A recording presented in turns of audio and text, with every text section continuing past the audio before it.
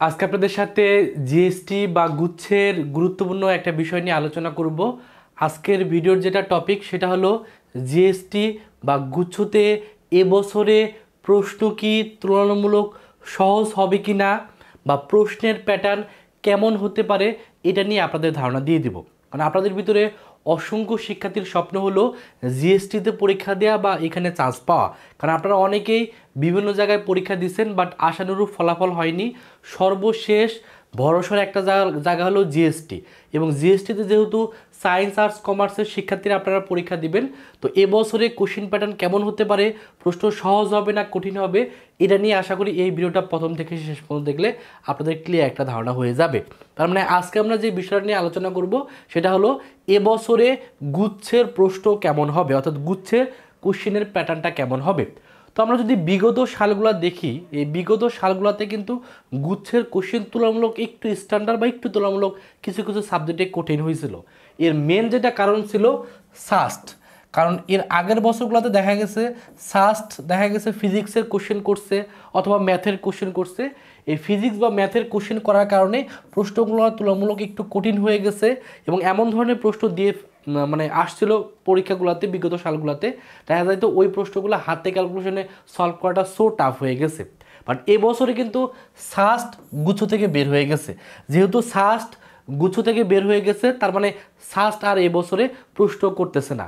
যেহেতু সাস্ট প্রশ্ন করবে না, তবে এতটুকু আমরা আশা করতে পারি এবছরে প্রশ্ন তুলনামূলক বেশি কঠিন হবে না, অর্থাৎ স্ট্যান্ডার্ড হবে বা তুলনামূলক একটু ইজি হবে। তবে একবারে যে ইজি হবে ব্যাপারটা এরকম না, যেহেতু এবছরে কম্পিটিশন একবারে জিএসটিতে যেই সকলেরই এখন শেষ ভরসা, সেক্ষেত্রে এমন হতেই পারে যে জিএসটিতে দেখা যাবে যে আপনি 60টা প্রশ্ন তুলনামূলক সহজ আসবে আর 40টা প্রশ্ন স্ট্যান্ডার্ড কোয়ালিটির প্রশ্ন আসবে, তাহলে টোটাল 100 মার্কের এমসিকিউ আসতেছে। এখন প্রশ্ন হলো চান্স পাওয়ার জন্য কিন্তু আসলে আপনার 100তে 100 পাওয়া লাগতেছে না। সাধারণত এই ইউনিটের ক্ষেত্রে চান্স পাওয়ার ক্ষেত্রে আপনার যদি মার্ক 50 থেকে 55 ভিতরে থাকে তাহলে আপনি কিন্তু ইজিলি চান্স পেয়ে যাচ্ছেন। এজন্য কোশ্চেন যদি আপনার কাছে মনে হয় যে না কোশ্চেন আমি চান্স পেতে চাই, চান্স পাওয়ার জন্য আমি কীভাবে দাগাবো বা কীভাবে পরীক্ষা হলে আমি কোশ্চেন উত্তর করবো, তাহলে সেক্ষেত্রে আমি বলবো প্রথমে আপনাকে আগে 50টা এমসিকিউ যেগুলো ইজি এমসিকিউ থাকবে সেগুলো আগে আপনাকে দাগায় ফেলতে হবে, অর্থাৎ চান্স মার্কটা আগে আপনাকে নিশ্চিত করতে হবে। চান্স মার্ক নিশ্চিত করার পরে বাকি যে প্রশ্নগুলো আছে সেগুলো যত ভালোভাবে দাগাবেন তত ভালো ইউনিভার্সিটির ভালো সাবজেক্টে আপনার চান্স পাওয়ার সম্ভাবনা বৃদ্ধি পাবে। তার মানে আমরা বলতে পারি কোশ্চেন এবছর আগের বারের যে তুলনামূলক একটু কঠিন হয়েছে তার তুলনায় এবছরে কিন্তু কোশ্চেন সহজ বা স্ট্যান্ডার্ড হওয়ার সম্ভাবনা সবচেয়ে বেশি। কারণ এবছরের প্রশ্ন কারা করবে, হয়তো বা বিজ্ঞান ও প্রযুক্তি বিশ্ববিদ্যালয় যেগুলো আছে সেগুলো করার একটা সম্ভাবনা আছে, অথবা ইসলামিক ইউনিভার্সিটি করতে পারে। তো আপনাদের উচিত হলো যে বিজ্ঞান ও প্রযুক্তির যে কোশ্চেন ব্যাংকটা আছে কোশ্চেন ব্যাংকগুলো সলভ করা, বা আপনি যদি নিজেও বিজ্ঞান ও প্রযুক্তির কোশ্চেন ব্যাংকগুলো সলভ করেন তাহলে দেখবেন বিজ্ঞান ও প্রযুক্তি বিশ্ববিদ্যালয়গুলোতে এমন কোনো কোশ্চেন দেয় না যে কোশ্চেনটা আপনি সলভ করতে পারবেন না। অর্থাৎ কোশ্চেনগুলো সাধারণত স্টুডেন্টরা যাতে সলভ করতে পারে বা যে পড়াশোনা রিলেটেড বা বইয়ের সাথে রিলেটেড প্রশ্নগুলো কিন্তু সবচেয়ে বেশি দেয়। এজন্য আপনাদের এখন উচিত হলো যে পজিটিভ একটা মাইন্ড নিয়ে শেষ মুহূর্তে ভালো একটা প্রস্তুতি নেওয়া। তারপর হলো যে চান্স মার্কটা কেমন হতে পারে, আমি তো বললামই সাধারণত জিএসটির ক্ষেত্রে এই ইউনিটে যদি সাধারণত লাস্ট বারের কথাই যদি বলি তাহলে একটা ধারণা হবে। লাস্ট বার এই ইউনিটে কিন্তু এই 100-র ভিতরে 38 পেয়েও শিক্ষার্থীরা চান্স পাইছে। তো এবছর আমি ধরলাম যে এই ইউনিটের ক্ষেত্রে 50+, তার মানে 50+ মার্ক থাকলে একটা সম্ভাবনা থাকবে। তবে ভালো সাবজেক্টে ভালো ইউনিভার্সিটিতে চান্স পাওয়ার জন্য আপনি 60+কে টার্গেট রাখতে পারেন। এখন প্রশ্ন হলো এখন তাহলে করণীয় কি, অর্থাৎ আপনি যদি শেষ ভরসা হিসেবে গুছোতে চান্স পেতে চান এখন আপনাকে যেটা করণীয় সেটা হলো যে অবশ্যই কোশ্চেন ব্যাংকটা বেশি বেশি সলভ করা। আপনাকে আমি এতটুকু গ্যারান্টি দিতে পারি বিজ্ঞান ও প্রযুক্তির বিশ্ববিদ্যালয়ের যে কোশ্চেন ব্যাংকটা আছে সেটা যদি আপনি ভালো করে সলভ করে যেতে পারেন সেখান থেকে অবশ্যই আপনি 60% টাইপ 100% আপনাকে আমি গ্যারান্টি দিয়ে দিলাম সেখান থেকে কমন পাবেন। হয়তো বা হুবহু প্রশ্ন আসবে না, বাট ওই টাইপগুলো কমন আসবে বা ওই প্রশ্নটা আসবে, দেখবেন ওখানকার মানগুলো চেঞ্জ থাকবে। এজন্য আপনাকে এখন শেষ মুহূর্তে অবশ্যই বাজার থেকে যে কোনো একটা পাবলিকেশনে বিজ্ঞান ও প্রযুক্তি বিশ্ববিদ্যালয়ের কোশ্চেন ব্যাংকটা অবশ্যই আপনার উচিত হলো একবার হলেও সলভ করা। এবং যখন আপনি কোশ্চেনগুলো সলভ করবেন তখন হাতে ক্যালকুলেশন শর্টকাট টেকনিকগুলো অবশ্যই শিখে রাখবেন, কারণ যেহেতু এখানে ক্যালকুলেটর ইউজ করতে পারবেন না, এই জন্য বেসিক যে হাতে ক্যালকুলেশনগুলো আছে এটা আপনার অবশ্যই শেখা উচিত। আর অবশ্যই যেটা উচিত হলো রিভিশন বেশি বেশি দেওয়া। এই রিভিশনটা আপনি কীভাবে দেবেন? রিভিশন দেওয়ার ক্ষেত্রে অবশ্যই আপনি ফর্মুলাগুলো বেশি প্রায়োরিটি দেবেন, বিশেষ করে যারা সায়েন্সের শিক্ষার্থী বা যারা মানবিক বা বাণিজ্য শাখার শিক্ষার্থী, আপনারা যে জিনিসগুলো ভুলে যাওয়ার সম্ভাবনা আছে সেগুলো অবশ্যই রিভিশন দিবেন।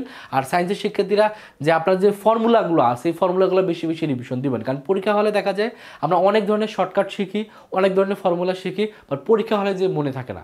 এর মেন যেটা কারণ রিভিশন বেশি বেশি না দেওয়া। এই জন্য আপনাদের অবশ্যই উচিত হলো ফর্মুলাগুলো এখন অন্তত বেশি বেশি রিভিশন দেওয়া, কারণ পরীক্ষা হলে যদি আপনার ফর্মুলা বা শর্টকাটগুলো বেশি বেশি রিভিশন দিয়ে পরীক্ষা হলে যেতে পারেন, তাহলে আপনি প্রপারলি কিন্তু অ্যান্সার করতে পারবেন। আর অ্যান্সার যত ভালো করবেন তত আপনার চান্স পাওয়ার সম্ভাবনা কিন্তু বেশি থাকবে। আর অলরেডি আপনারা জানেন গুচ্ছতে যেহেতু 100 মার্কের পরীক্ষা হয়, সেখানে কিন্তু পাস মার্ক হলো 30, অর্থাৎ এখানে টোটাল 100তে পাস মার্ক হলো 30। আর বিজ্ঞানের শিক্ষার্থীদের ক্ষেত্রে মানবন্টন এখানে দেওয়া আছে, মানবিক এবং বাণিজ্য শিক্ষার্থীদের কোথা থেকে কত মার্কের প্রশ্ন আসবে সেটা কিন্তু এখানে দেওয়া আছে।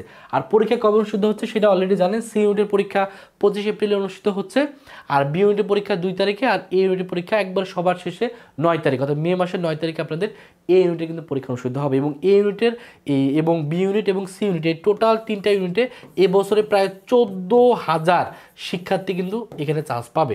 তার মানে এখন পর্যন্ত আপনারা যারা চান্স পাননি, আপনাদের ভিতর থেকে 14,000 শিক্ষার্থীর কিন্তু স্বপ্ন অলরেডি এই গুচ্ছতে চান্স পাওয়ার মাধ্যমে পূরণ হবে। কারণ আপনার ইচ্ছা হলো এই 14,000-এর ভিতরে, অর্থাৎ আপনার উচিত হলো এই 14,000-এর ভিতরে একজন হওয়া। তো আপনি যদি শেষ মুহূর্তে ভালো করে প্রিপারেশন নেন, আশা করি এটা অবশ্যই সম্ভব। কারণ এবছরের কোশ্চেন আগের বারের মতো অত কঠিন হবে না। আপনি যদি জাস্ট কোশ্চেন ব্যাঙ্কগুলো ভালো করে সলভ করে যেতে পারেন, আশা করি সেখান থেকে আপনার চান্স পাওয়ার মতো মার্ক আপনি অবশ্যই তুলতে পারবেন। এই জন্য যারা চাচ্ছেন শেষ মুহূর্তে কোশ্চেন ব্যাঙ্কটা ভালো করে সলভ করা, প্রত্যেকটা চ্যাপ্টারের টাইপগুলো ভালো করে করা, শর্টকাট টেকনিকগুলো একটু শেষ মুহূর্তে ভালো করে দেখে যাওয়া, অথবা হাতে ক্যালকুলেশনটা শেষ মুহূর্তে ভালো করে যাওয়া, চান্স পাওয়ার মতো মার্ক তোলা, তারা চাইলে আমাদের ভার্সিটি বা গুচ্ছভর্তি টার্গেট বেসে ভর্তি হতে পারেন। যদিও এর কোর্স ফি 2,000 টাকা, তবে শেষ মুহূর্তে আমরা 500 টাকা ডিসকাউন্টে 1500 টাকায় ভর্তি নিচ্ছি। এই 1500 টাকায় ভর্তি হলে যেটা সবচেয়ে বেশি এখানে পজিটিভ দিক, ভর্তি হওয়ার সাথে সাথে আপনাকে আমরা 50টা রেকর্ডেড ক্লাস দিয়ে দিব। এই 50টা ক্লাস আপনি 10 থেকে 15 দিনের ভিতরে কিন্তু করে ফেলতে পারবেন। আর এই 50টা ক্লাস করলে আপনার যেটা সবচেয়ে বেশি পজিটিভ দিক হবে, আপনাকে 50টা ক্লাস করার দরকার নাই।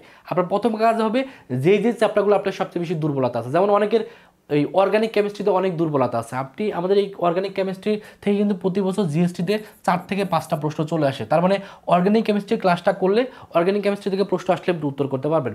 অনেকে দেখা যায় ম্যাথের ক্ষেত্রে ক্যালকুলাসের সমস্যা আছে, আপনি এখানে ভর্তি হওয়ার পর আগে আপনি ক্যালকুলাসের ক্লাসটা করে ফেলেন। অর্থাৎ যেহেতু ক্লাসগুলো একবারে আপনাকে দিয়ে দেওয়া হবে, আপনার কাজ হবে যে চ্যাপ্টারগুলো আপনার দুর্বলতা আছে বা যে চ্যাপ্টারগুলো গুরুত্বপূর্ণ, আপনার কাজ হবে আগে সেই গুরুত্বপূর্ণ চ্যাপ্টারগুলো করে ফেলা। আর গুরুত্বপূর্ণ চ্যাপ্টারগুলো করে ফেললে আর দেখা যায় ওখান থেকে আপনি চান্স পাওয়ার মতো মার্কটা কিন্তু তুলতে পারতেছেন। আর ক্লাসগুলো যেহেতু ভর্তি হওয়ার সাথে সাথে পেয়ে যাবেন, আশা করি শেষ মুহূর্তে শেষ ভরসা হিসেবে আপনার যদি কোথাও চান্স না হয়, আপনি যদি হতাশার ভিতরে থাকেন, আপনার উচিত হলো আমাদের এই কোর্সে ভর্তি হয়ে শেষ পর্যন্ত অন্তত লাস্ট ট্রাইটা করা।